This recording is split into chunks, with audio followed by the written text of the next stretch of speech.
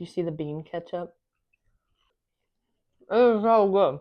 Ireland is such a beautiful country that has a rich food history that we don't even talk about. For centuries, their entire diet revolved around potatoes and a lot of dairy. But one of the most interesting things I learned about was the Boxty, this incredible Irish potato pancake. And naturally, my brain went, what if we turn that into a breakfast sandwich? Today, we're making what I'm calling the McBoxty, or otherwise known as the Irish McGriddle.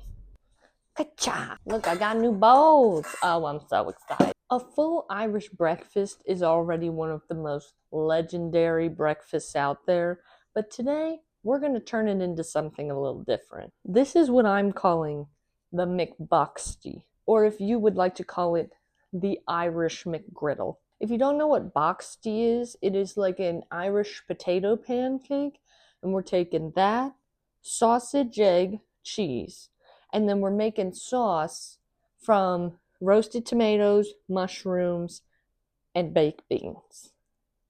You need to trust me. But before we build this thing, I need to inform you that before this past week, I had no knowledge of Irish cuisine history or really anything about Irish cuisine outside of, I can't think of what it's called right now. That pink beef that is on the Reuben, corned beef, Irish soda bread, potatoes, right? I just felt like there was something more to their history than what we in America see as their cuisine. And I'm going to take you on a deep dive of that so you can really understand this and see all the coolness that is Irish cuisine that I learned about, so that way you can really appreciate this absolute abomination of a sandwich that we're about to make here today, okay? Are you ready for this? I don't think you are. I even wore my favorite St. Patty's Day shirt for you all, which is crazy because it says, if you can't read it, sorry, I'm talking really loud to you. It says, everyone loves an Irish girl. Now, am I Irish? Probably, in some way, shape, or form. My line that I love to say is, I am always just the flavor of generic white woman. And my family never really talked about like our cultural history. So I imagine in some way, shape, or form, we are a small amount Irish, but who knows? This is just for fun. And who doesn't love an Irish girl? That's the point. Why I'm just wearing a shirt advertising it. This is the part of this video where we're going to spill some hot tea about Irish food culture, because the thing that'll blow your mind is that your picturesque idea of a potato farmer in Ireland could not be further from the truth of what Ireland food culture is. Potatoes really became a hallmark of Irish tradition, of course, but this vegetable was actually brought to Ireland from South Africa during the mid-17th century, and really it's only been an icon of the area for the last few hundred years. Early Irish diets really heavily based around grains and dairy. Ireland is called the Emerald Isle for a reason. The lush grasslands of Ireland are what encouraged this dairy and grain industry to create booming agriculture, ale, and all of the wonderful things that we can get from Ireland. And the modern Irish breakfast that we see today pulls from bits and pieces of all of those different traditions. And so learning about all of this made me start to think about the modern day full Irish breakfast and how all those ingredients come together on one plate. And my mind immediately went to the best bite of most plates is when you get a little piece of everything. So it's perfect to do it in a stacked up sandwich. And that's what we're going to do today. I got my recipe for Boxties from a very prominent Irish chef. His name is Donald Scahan. He is Irish. I'm using his Boxty recipe. And then we are going to make our own. I got pork breakfast sausage that we're going to form into patties, because I got sausage that we can form, because you better believe you need good ratios we're gonna do an over medium egg. If you don't know what over medium means, let me be so real with you right now. I didn't know what any of that meant until I was probably in my 20s. I just always ordered eggs scrambled because I knew what that meant. And I really don't love eggs that much. So let me just tell you now so you don't have to sit in fear and silence like I did for many years. An egg that is over anyway is an egg where the yolk is not broken in any way. So over easy is like basically where they flip it over just enough for the yolk to be there, but it's a super runny yolk. Over medium is like a jammy yolk where the yolk is kind of cooked, but you can still get into it. Over hard is where the yolk is there, but it's fully cooked through and solid. Now that you know that, don't live in fear like I did. We're going to do ours over medium because I believe that the best eggs are jammy. I believe that the best scrambled eggs are wet. Okay, so to start, I do have... Oh, shoot, I just realized something. I need to clean my oven. Don't talk about this. It's safe. It's just something that I have not had time to deal with in my life. I do need some raw potato. I put all 4 in the oven.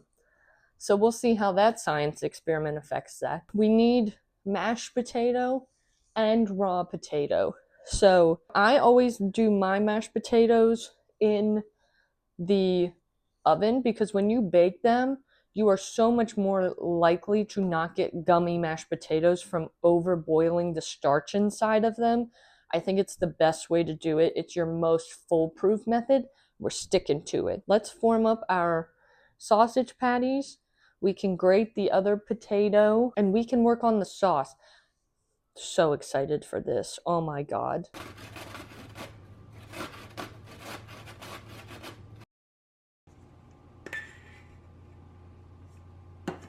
While these potatoes are finishing baking in the oven, I am going to get our pan heated up and we're going to start making the sauce because this is the thing I'm the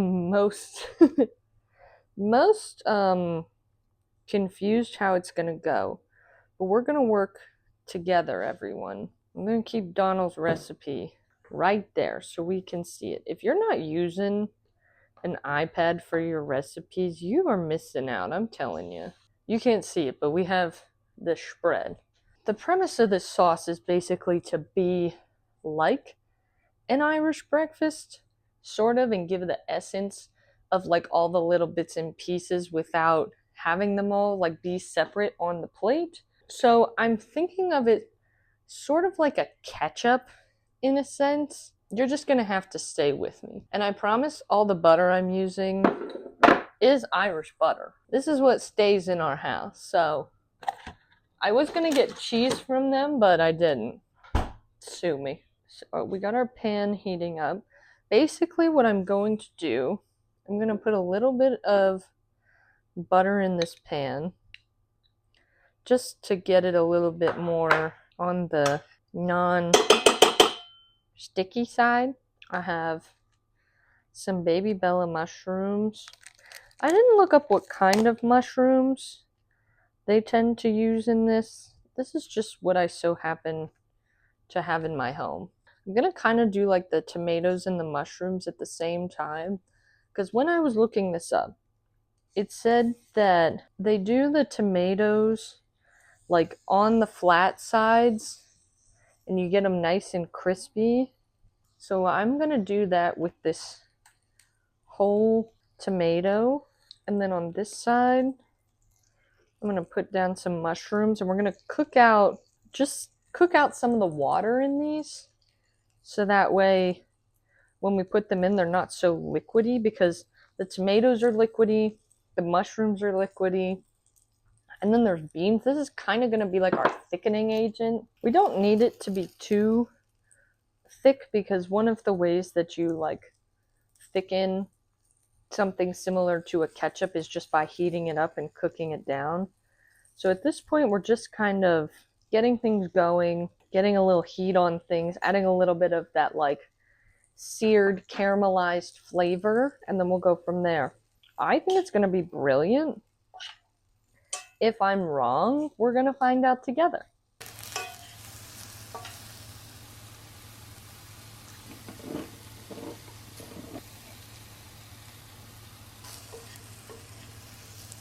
The tomatoes and mushrooms have cooked down real good. They're still hot, but I'm going to put them into the little blender thing a while. And then my understanding, I've never made like a traditional Irish breakfast, but my understanding is that you would basically make everything in the same pan. And because I love when flavors really kind of mush together, that's what we're going to do. I'm going to leave this pan out dirty. We're going to cook the pork sausages and the boxty and the eggs in it. So we're making like the equivalent of a ketchup. And because of that, basically I'm just going to blend this till it's liquidy. And then I am going to put it back in a separate pan.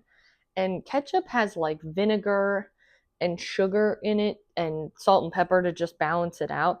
That's really what we're going to do to take this from some weird goopy mixture into more of a sauce. So we'll balance it between, ketchup actually has a ton of sugar in it. I imagine because these beans are seasoned, they might have some sugar in it, but we're probably going to need to add a lot more to turn this into some type of sauce. Maybe that's how we like Americanize it, but I'll come back to this and blend this up.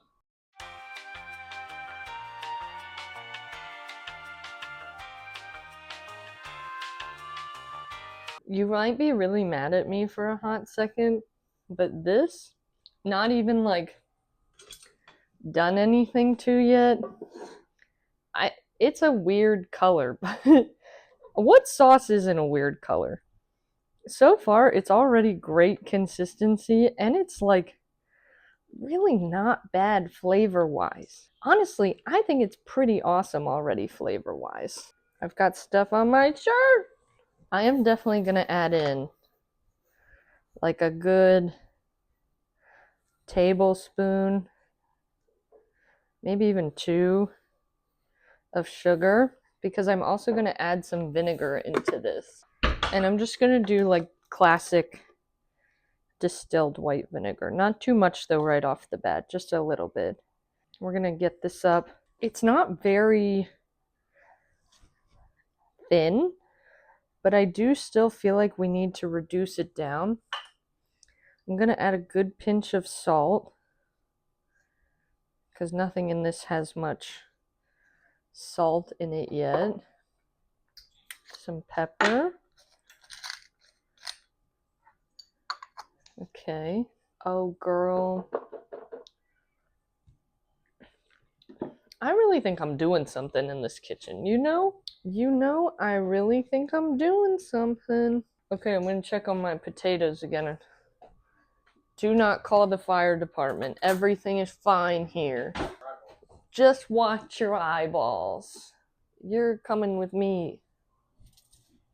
Is anyone asking why does Raw Dog put my potatoes in the oven? Why are you wasting a pan? That's the real question here. We are also breaking out the nifty difty spisty potato ricer. Alexa, stop yelling. I think it's crazy how much this genuinely feels like bean ketchup. I think I created bean ketchup. Tomato bean ketchup. It's for lesbians.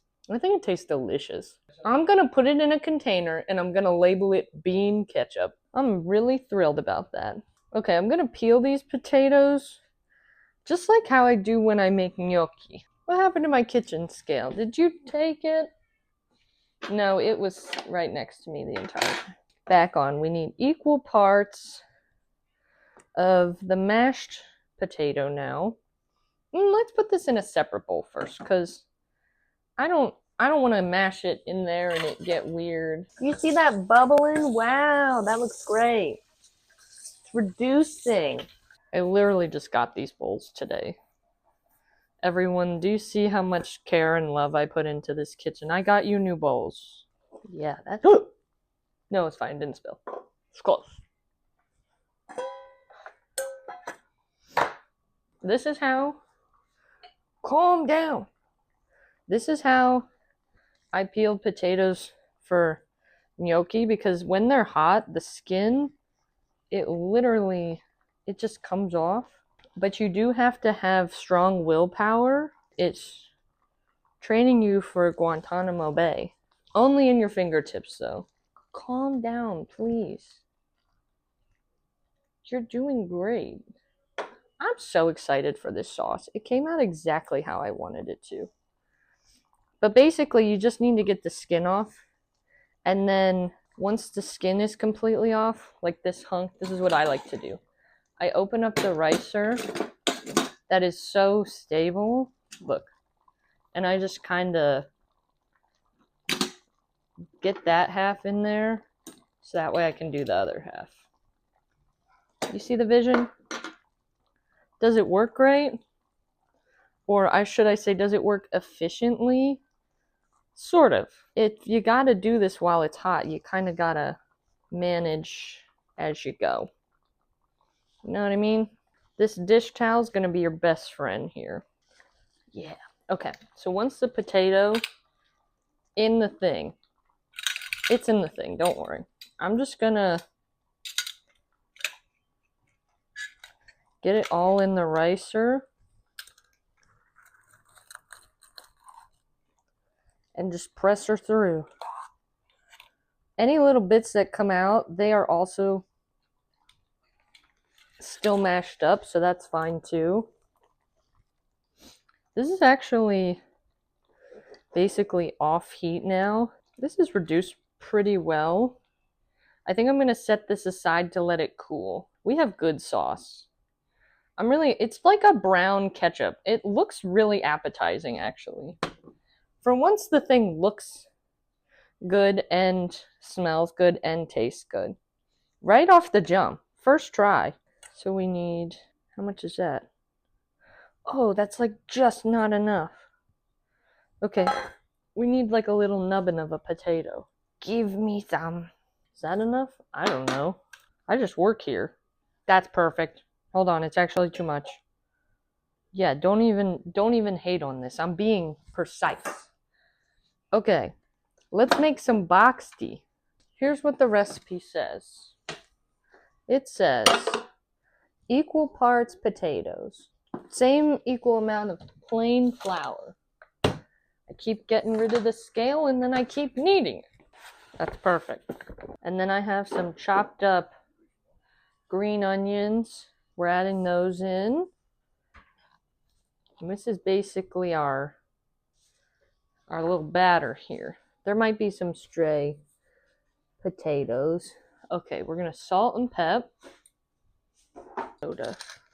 And the last thing we need is a little bit of baking soda. Teaspoon of baking soda. So now we have everything in here. The last thing we need to add is buttermilk. And it says to basically slowly incorporate the buttermilk until it gets to, what does it say? Wet dropping consistency. This is not curdled, this is buttermilk. So do not be afraid if you are watching this close-up angle. It is meant to be chunky. It's going to give it a good tang. That's why I wasn't going to swap out the buttermilk. I think that probably is a vital part of giving it good flavor and also probably good texture too. I don't know, are you calling that wet drop? Okay, maybe it's a little wet stick still. Maybe we need, yeah, a little more? Yeah, maybe that's a little better. I don't know. It had a measurement. I didn't read it. Well, I did read it. It said 300 grams. But when it says by consistency, I feel like that makes so much more sense in my brain. That's wet drop. Oh, yeah. Okay. Let's make these McBoxties, baby.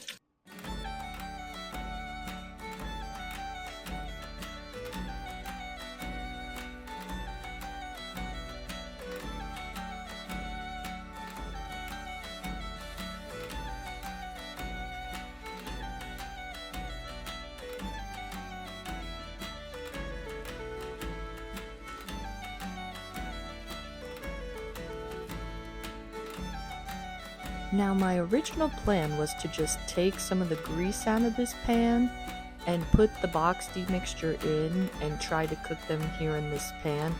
Well, let me tell you, as I continued to spread this out and it began to cook, I realized it was doing nothing but sticking, and you can't see it really, but there's little bits and bobs, so we swapped to a new pan, and we had a much better experience on this side.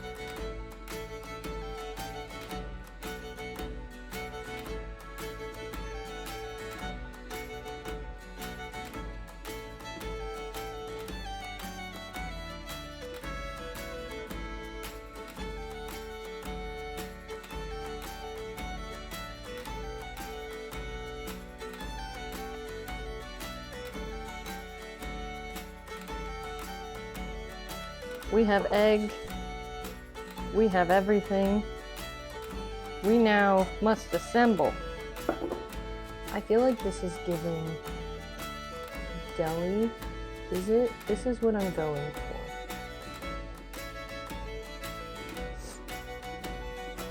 Do you see that perfect size ratio? Okay, then we have the piece de resistance. Bean ketchup, okay? You want to see what this came out to look like? You need a good amount too. You're gonna do this thing.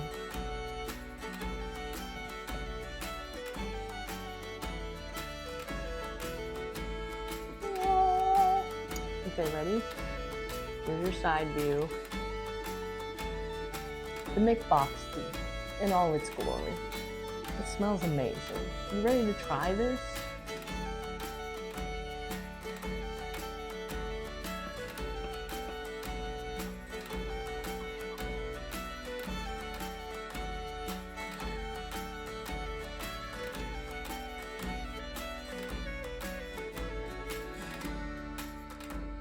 Can you see this?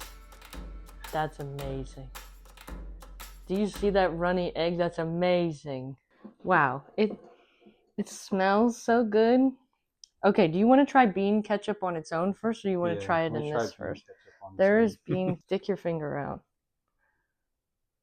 That's your bean Doesn't even ketchup. look like ketchup. Well, what? Because it's not red? Yeah, it's good though. It is good, right? It's very good. Bean ketchup coming to a Whole Foods near you.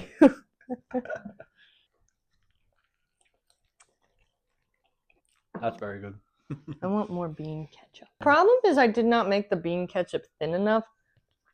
So you kind of have to go through this phase of unclogging the bottle. It's like savory and the pancakes are like fluffy.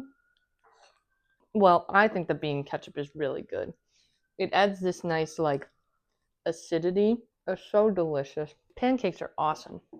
Boxties are great. Massive. Holy crap. It's beautiful. See, I feel like that's how they would want you to eat it. Mm-hmm. Like the gluttony in the Bible.